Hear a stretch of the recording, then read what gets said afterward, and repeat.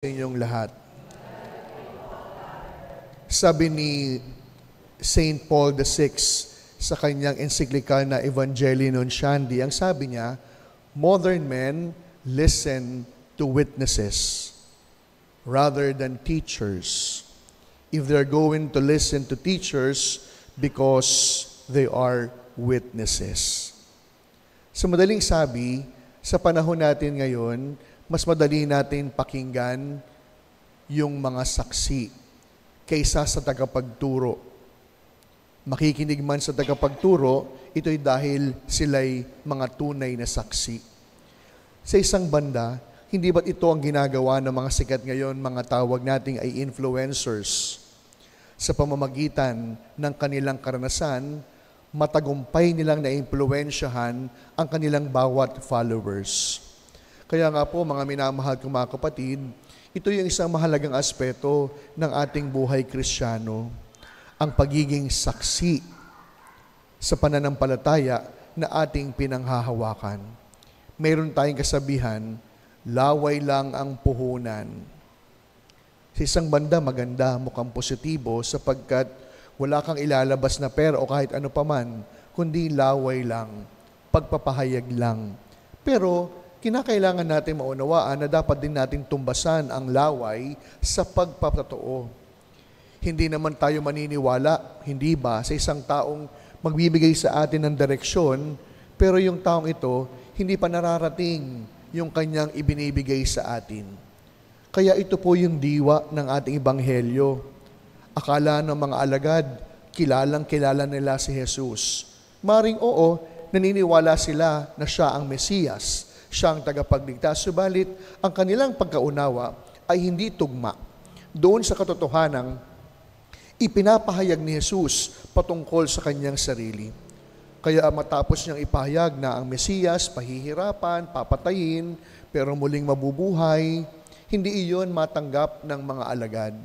Kaya ang sabi ni Jesus, walang paligoy niyang sinabi, ang sino mang may ibig na sumunod sa akin, pasanin ang kanyang krus. Mga minamahal kong mga kapatid, tunay na ang buhay Kristiyano ay masayang tunay. Pero ito hindi lamang nangangahulugan na kapag Kristiyano ka, lagi ka lang magsasaya. Kabahagi ng ating pagiging Katoliko ay ang pagpasan sa krus ng bawat isa. At ano po itong mga krus na ito? Ito po yung mga mumunting sakripisyo na dapat nating yakapin at pasanin. Bigyan ko po kayo ng ilang halimbawa. Kapag po kating-kati yung dila mo, sapagkat gusto mong magkwento ng buhay ng may iba, pipigilin mo, sakripisyo ang tawag doon. Kapag mas namumuo sa yung damdamin yung pride, kaysa sa pakikipagkasundo, hindi sakripisyo yung tawag doon. Pero kapag pinili mong magpatawad upang isasang tabi ang iyong pride, yun ang krus na yung pinapasan. Kaya nga po mga minamahal kong mga kapatid, sa panahon natin ngayon, madali pong maging Kristiyano, madaling sabihin, tagasunod ako ni Kristo. Pero kinakailangan nating maunawaan na kasabay ng panlabas na pagpapahayag, kinakailangan din makita ano ba yung pagpapatotoo na ginagawa natin. Hindi lamang po dapat makitang panlabas na tayo'y sagradong katolikong Kristiyano. Kinakailangan din makita ano ba yung pagpapatotoo na ating pinanghahawakan. Kinakailangan po natin maging saksi, hindi lamang sa kabutihan ni Jesus, kundi maging saksi at tagapagpatotoo ng ang kanyang krus, hindi lamang simpleng pasakit. Ang krus ni Jesus, nagbibigay din ng buhay para sa atin. Kaya sa pagpapatuloy po ng ating pagdiriwang, bilang mga Katoliko, walang katotohanan yung kasabihang laway lang ang puhunan. Sapagkat bilang Katoliko, kasabay ng pagpapahayag ng ating bibig, ito'y makikita sa ating bawat pinipili at ginagawa. Mangyayari lamang ito kung handa nating yakapin ng may pagmamahal ang bawat sakripisyo at krus na dala-dala natin.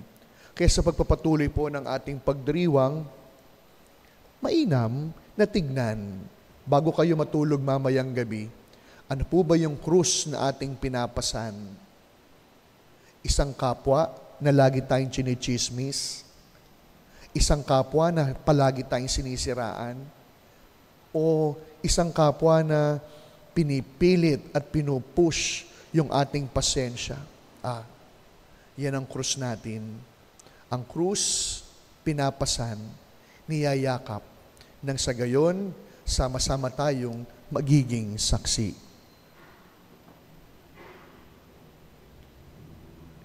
Amen.